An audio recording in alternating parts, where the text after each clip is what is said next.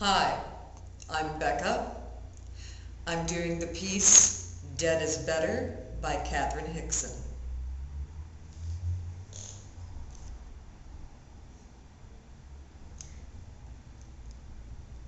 I didn't plan it. Swear. Probably would have had the same reaction you would have, but they sent him back to me in that body bag. Several calls were made concerning legality of possession. He's dead, he's yours. So I researched the effects and availability of formaldehyde, and then I blue-skied the possibilities. Love at last sight. Terminal love. Oh, come on. You avoid the mindfuck of real emotional involvement that always takes away the pleasure of the physical. No need to worry about what the other thinks of your perfume, and no boring war stories of displaced egotism. They're dead. Consider pure physical fulfillment without having to come slam bang into the realities of the occasional venereal disease. You still get skin on skin, collarbone nipping, and musk hair. And who cares if you yell? So, the other doesn't move around much during the sex act. Was it ever an elegant waltz? Oh, I know. Some of you may think this smelly or perversely narcissistic. I just don't see it that way. The other has had his chance at physical pleasure. I'm sure he'd be happy to serve someone else's pleasure. A sort of redemption, a true afterlife, pure pietistic devotion. You know, Gus and I, we're still happily involved, and he's been dead for over a year now. Thank you. Well, thank you, Becca. That was fantastic. Now, could we see the monologue in a different way? Sure. Okay. What way would you like? Well, let's do this. See this fishbowl of suggestions over here? Oh, dear. If you could come pick one. These are from my Facebook friends. I asked my Facebook friends to send in three suggestions: an animal, a state of being, and a situation.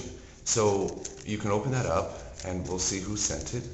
And then you can let us know what the three suggestions are. Okay.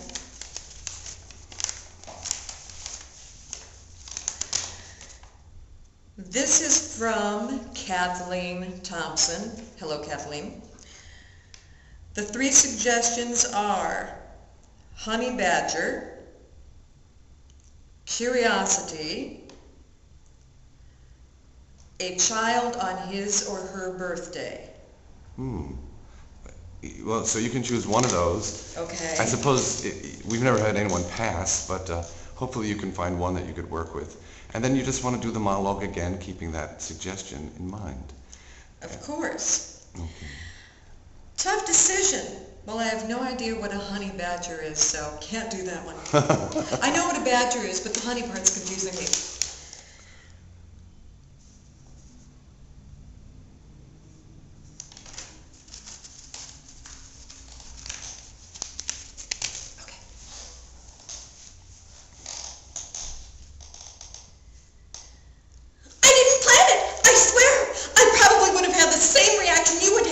But they brought it back to me in that body bag.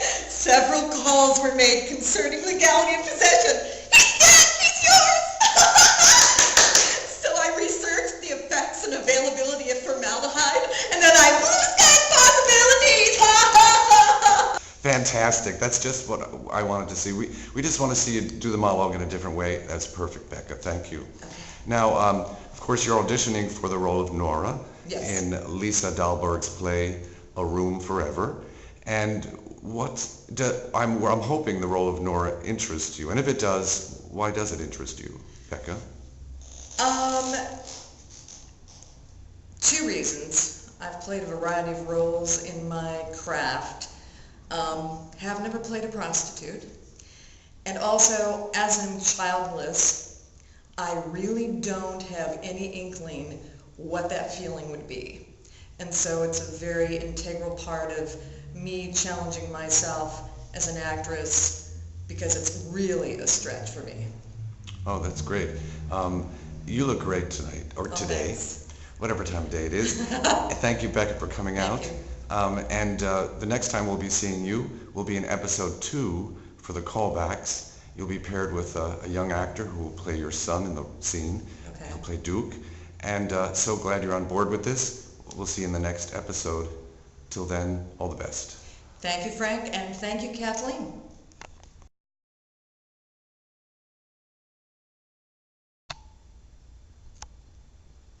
Hi, my name is Tim Blewitt, and I have a piece today from This Is Our Youth by Kenneth Lonergan.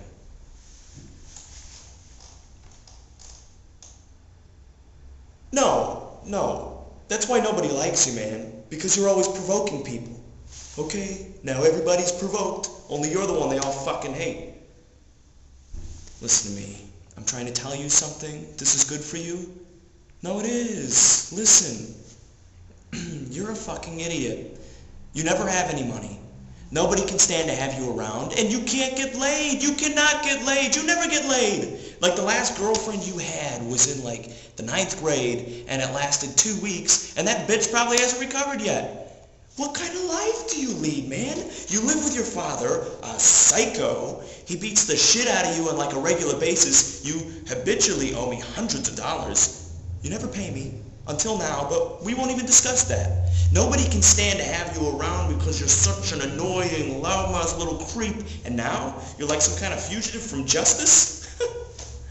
What is going to happen to you, man?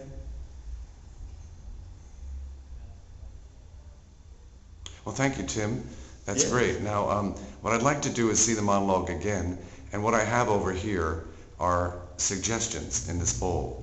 These are from my many friends in Facebook, and I asked them for an animal, an emotional state, and a situation. So pick one of those, and let's see what you get. Let's see here. Just unwrap it? Yes. Okay. And tell us who sent it. Sure. This one is from Laura Barrett, and Laura says, a parakeet, excited and in a hurry, and a thunderstorm. Okay. So you can choose one of those. Sure. Well, I will go ahead and try the parakeet. Thank you very much, Laura Barrett, for that suggestion. That sounds like it'll be a lot of fun to do that piece. Now, it's a parakeet. Great, Tim. Now, do you want to stand up for this or stay seated? You know what? Let me try standing. Okay. Can you put the chair aside then? Yeah, sure thing. Okay.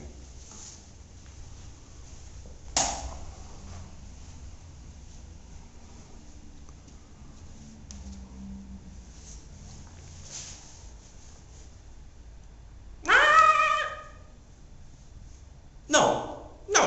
That's why nobody likes you, man. Because you're always provoking people. Okay, now everybody's provoked. Only you're the one they all fucking hate. Listen to me. I'm trying to tell you something. This is good for you? No, it is. It's good for you. Listen. You're a fucking idiot. That's great, Tim. That was a parakeet? Yeah, it's a parakeet. It was really good. Laura Barrett suggested that? Yeah, she did. Thank you, Laura. Thank you, Laura. Now, one more thing. Sure. Why don't you tell the viewers why you're interested in playing this role of Duke in Lisa Dahlborg's play A Room Forever? Well, the role of Duke, he's a young guy.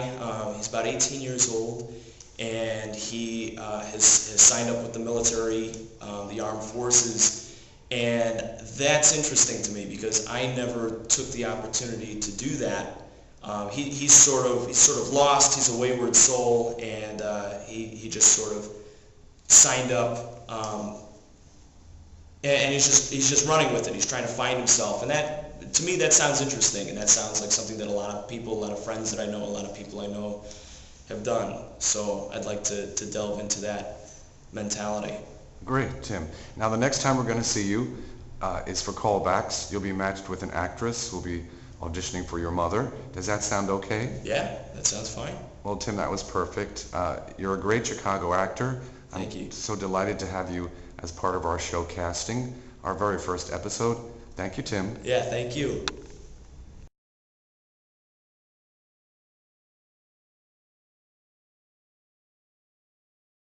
Don't wait for my signal. Okay. Hi, I'm Mary Jo Brown, and today I'm auditioning with the monologue, I Ate the Divorce Papers. I ate them. That's right, Charles. I ate the divorce papers. I ate them with ketchup. And they were good. You probably want me to be serious about our divorce. Thing is, you always called our marriage a joke. So let's use logic here. If A, we never had a serious marriage, then B, we can't have a serious divorce. No, we can't. The whole thing's a farce, Charles. A farce that tastes good with ketchup. Scene. Great. Thank you, Mary Jo. That was... Thanks, Frank. You're welcome. That's fabulous. Okay. Now, how about, would you mind if we saw that monologue in a different way? Okay. So what I'd like to do is, I'll bring the camera down here and take a Okay. look at, this is our fishbowl of Yes. suggestions. Okay. So what I'd like for you to come over here and pick one of these and unwrap it and unroll it. And what I did was, these are from my Facebook friends, these suggestions here. And I asked my Facebook friends for an animal, 3 suggestions, an animal, a state of being, and a situation or an event. And so, who sent that? Who sent that one? Stefan G. Brun. Oh, well, that's a gentleman, Stefan, I think. Oh, Stefan, excuse me. And so that's good because all the suggestions so far have been from women, and I don't want everyone to think that my Facebook friends are all women. Oh, no. So that's good, Stefan. Okay, And Stefan. Did he give you 3 suggestions? Yes, he said turkey, sense of humor, and wishing to replace a national bird. Oh, okay. Do I understand that one? Well, Wishing to replace national bird. well, you know, our national bird in the States is an eagle, Eagle? but we did consider turkey. Oh, A turkey. maybe that's why. So maybe he really always felt that a turkey should be the national bird. But we can pass on Stefan's suggestions, or can you choose one of the 3? No, I'll choose this. I mean, this is the one I chose. I guess she had kind of a sense of humor, the character in Ate the Divorce Papers, so maybe I have to be a turkey. Sounds good. I don't know. All right. All right. So I am a turkey. Yeah, just do the monologue and think in terms of being a turkey. Imbue it with turkeyness. Okay. Woo. Woo. I ate the divorce papers, Charles. Woo. And they were good. I ate them with ketchup. Woo. Oh, you probably want me to be serious about this divorce? Let's use some logic here. If A, we never had a serious divorce, then B, we can't have a serious marriage. Scene. Fantastic. I did switch a line there, so Oh, no problem. I've never had to think turkey. Well, you know, what happens is when actors are given a new focus and an odd focus, things like lines sometimes go out the window. But It was with the birds. we just wanted to, I and our viewers, they get a chance to see you do the monologue as you'd like. Okay. And then they get to see an imposition. Something's been imposed upon you. A director has given you a direction. Okay. And how do you take that? And that was fabulous. I had to hold back my laughing. That was odd. Yeah. Stefan, thank you for that one.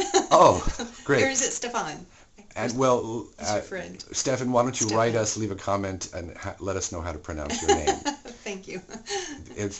How much fun? That was a lot of fun. Actually, yes. I am going to be embarrassed to see that one. Well, let me ask you this, though. Yes. Before we go. The role of Nora, she's the mother of the other character in the play, Duke, Yes. an 18-year-old boy. Yes. What interests you in this role? Why would you want to play it? I felt when I read the play, she's a very determined woman. She made a choice. She chose to be a prostitute and keep her business over her family. And obviously, well, you wouldn't know because we've just met, but that is so opposite of me. I am all about family, and it just is such a deep character. She she goes through her choices in life and then is confronted with something she walked away from, her son. And you sense a little bit of hesitation, a little bit of regret, very complex character, and I would just love to play it. Great, great. Fantastic. Now, this play with Nora and Duke, it's called A Room Forever, Yes. by Lisa Dahlborg. And the next time we'll see you, Mary Jo, will be for episode 2, Okay. where we'll be doing callbacks. Perfect. We took 2 pages Yes. from the script, and you'll be paired up with a young man who will play your son, Duke. Are you looking forward to that? I am excited. Not as a turkey. I'm going to be reading her as straight Nora. Right. Well, who knows what we'll do. Oh, you might gosh. do it once as real people, and then once as an animal. Who knows? Yes. Sounds Wonderful great. to see you today. Thank you, Frank. Oh, you're most welcome. All right. And let's thank Stefan one more time. Thank you, Stefan.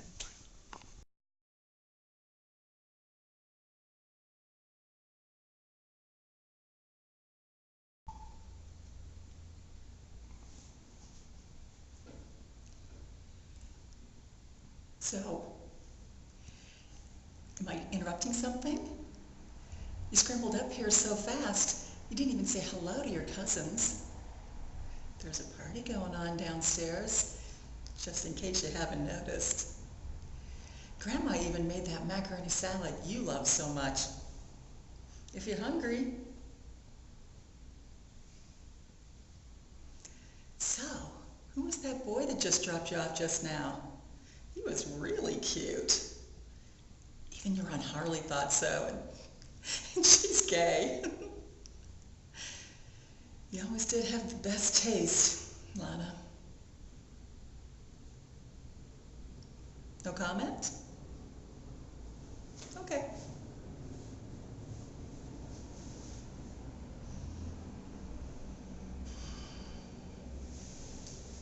So, is it his? If so, that's going to be one gorgeous grandbaby. Oh, come on, honey. You're my flesh and blood. What kind of mother would I be? I mean, all those sweatshirts in August.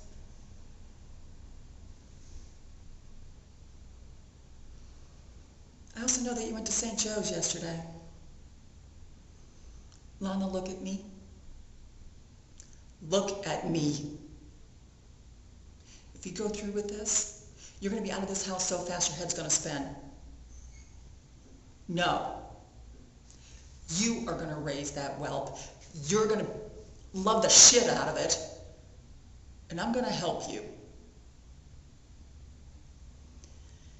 And if I ever find that boy in my driveway again, shotgun's coming down off the mantle. And I'm one hell of a shot. Now, get your ass down there, hug your grandma, and shove some macaroni salad in your face. You're eating for 2 now.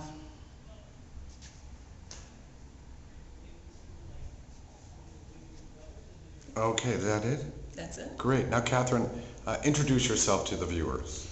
Hi, I'm Catherine Dennis. And what was that monologue? It's called What Kind of Mother? And I'm having a blank moment on the author, the playwright. No problem, but it's from something called Something Mother? What Kind of Mother? Cool, cool. Well, let's see the monologue in a different way. What do you say? Sure. We have a fishbowl of suggestions down here. Oh, okay. And you're to pick one of your choice. They're random.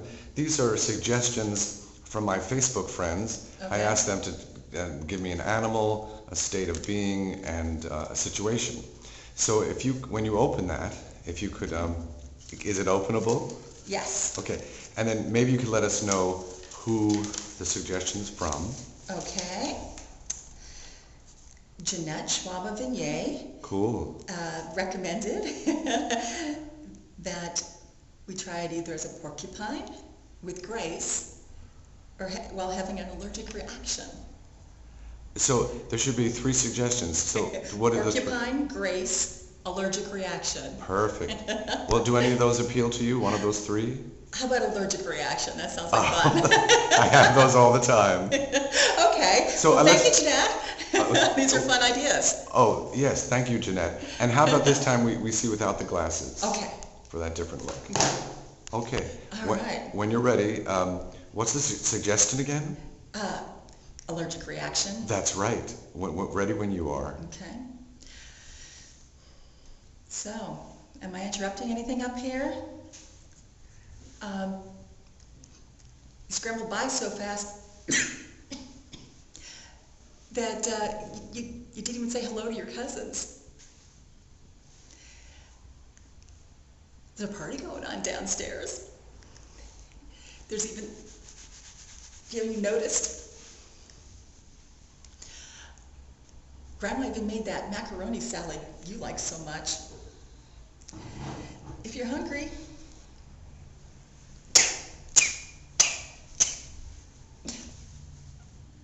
That was, I had to hold back my laughing. That was very excellent. Thank you, Jeanette, for that wonderful... Thank you, Jeanette, for the wonderful idea. Well, let me ask you something before we finish today. Sure. The role of Nora, why are you interested in playing that in Lisa Dahlborg's play, A Room Forever? Well, I thought the situation was something that could be really rich for an actress. You don't always see great roles for actresses my age, and at the same time, such a situation fraught with emotion. I mean, the scene with her son broke my heart, caught my attention, had words that I just wanted to say. I mean, the phrases were so rich. I couldn't wait to apply. Oh, that's fantastic. Thank you, Catherine. Now, the next time we'll see you will be in the next episode for the callbacks. You'll be paired with one of our 2 actors, and he'll play your son, Duke, and you'll be playing Nora. I can't wait to see that, Catherine. I'm looking forward to it, and come back and watch, okay, everybody, and vote. Who should they vote for? Me, of course. I want to be Nora, so please, please, please vote for me. Okay. Thank you, Catherine. Thank you.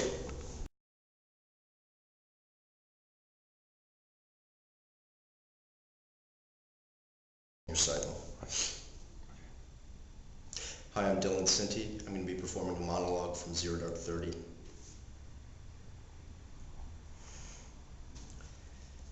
Right now, what this is about is coming to terms with your situation. I want you to understand that I know you, that I've been studying you for a very long time. I could have had you killed in Karachi, but I didn't. I let you live so that you and I could talk. But did you really think that when we met that I'd be a nice fucking guy? I mean, you're a money man, a paper boy, a disgrace to humanity. You and your uncle murdered 3,000 innocent civilians. Yeah. And you got popped with 150 kilograms of high explosives in your house! And then you dare question me! See, I'm just fucking with you, man. All right. Okay, great. Yeah, indeed. Take one of those suggestions, open them up. Those are from some of my Facebook friends. I asked them to suggest an animal, a state of being, and a situation. So what do you got there? Who sent it? Okay. So this is from Karen, and I'm going to have a little bit of difficulty pronouncing it.Illewight, I think.Illewight, yes.Illewight. So her name used to be Karen Bear. I know her from college. KarenIllewight, thank you for these 3 suggestions. She suggests the following: cat, depressed, and trying to uncork a bottle of wine. So, would you want to try one of those? View that with your monologue. Yeah, I'm gonna go with depressed because he's a torturer and he's trying to break this guy. As much as I'd like to do a cat, I just don't think it would work for this. Work for a lot of other stuff. These are great suggestions, so thank you. I'm gonna go with depressed and change up the tone of the monologue accordingly. All right. Okay. And step back 1 step. Okay. That's good, Dylan. Thank you. Ready when you are. Mm-hmm.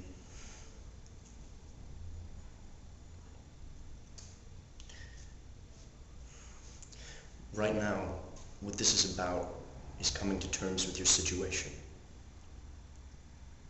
want you to understand that I know you. I've been studying you for a very long time. I could have had you killed in Karachi, but I didn't. I let you live so that you and I could talk. But did you really think that when we met that I'd be a nice fucking guy? I mean, you're a money man, a paper boy, a disgrace to humanity. You and your uncle murdered 3,000 innocent civilians. Yeah. And you got popped with 150 kilograms of high explosives in your house. Sorry. Well, that was fantastic, Dylan. That was very different from the first. Now, let me just ask you before we end this segment of episode 1 for you, the audition, what interests you about this role, Duke, in Lisa Dahlborg's play A Room Forever? Well, because I read it, because you forwarded it to me, and when I read it, I didn't have it hadn't been synopsized for me, and so I just, I was going into it with fresh eyes, and at the outset, I think I read there was this kind of strange, almost sexual tension between Duke and a woman who was quite a bit older, but who turns out to be his mother, and so that kind of threw me for a loop when I realized that it was his mother, but I still think there's an interesting tension there that's maybe not a sexual tension. I think it builds pretty beautifully, to a climax that's realistic and relatable, and and I thought about somebody who's about to, an army kind of guy, which is not the kind of guy I am, but I would want to put myself in that sort of mentality. Somebody who's kind of roughed up and almost been, trained to be like broken down, but who has this moment of really, this really kind of pure moment of somebody who's been absent from his life, and so it's the possibility to do something that is quite different from myself. Well, that's excellent, Dylan. And so we'll see you next for episode 2 for the callbacks. Okay. We'll pair you up with one of our actresses who will play Nora, your mother. Can't wait to see that. Thank you so much for your time today. You're welcome. Yeah.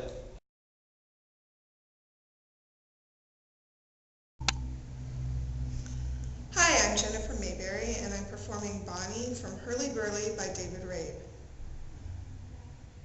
He didn't just take my car, Eddie.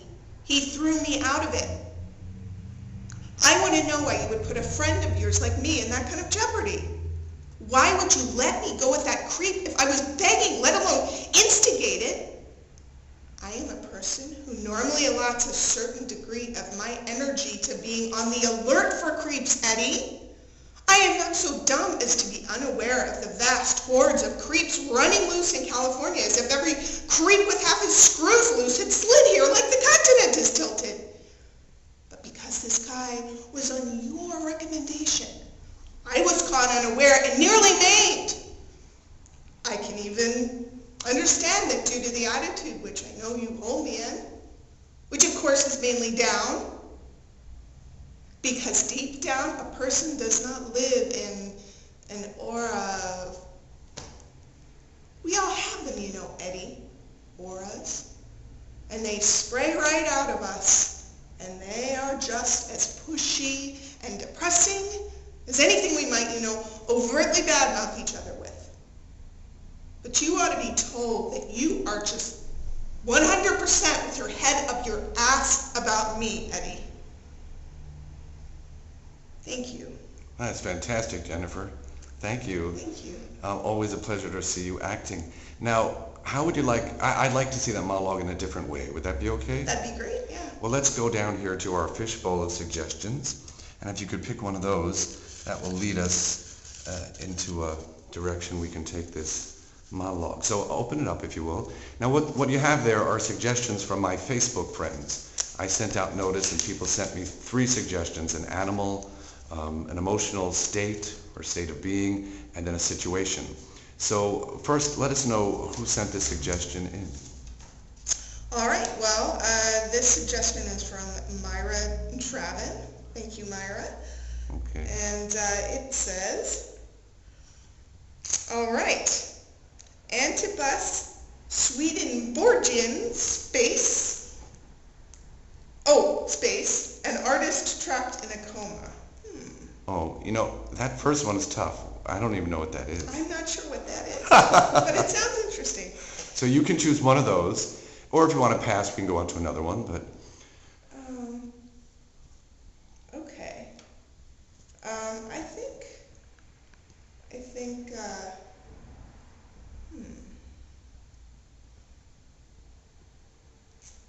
very cool. All right. I guess I will do I say which one I'm doing? That'd be good, yeah. Which All one? right. I think I will do,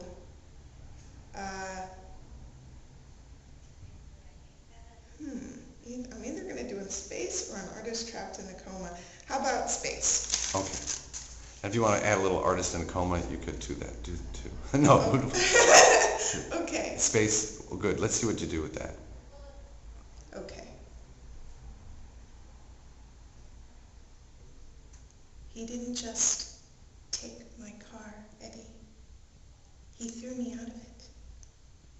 I want to know why you would put a friend of yours like me in that kind of jeopardy.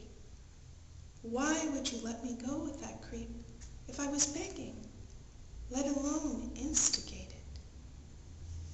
I am a person who normally allots a certain degree of my energy to being on the alert for creeps, Eddie.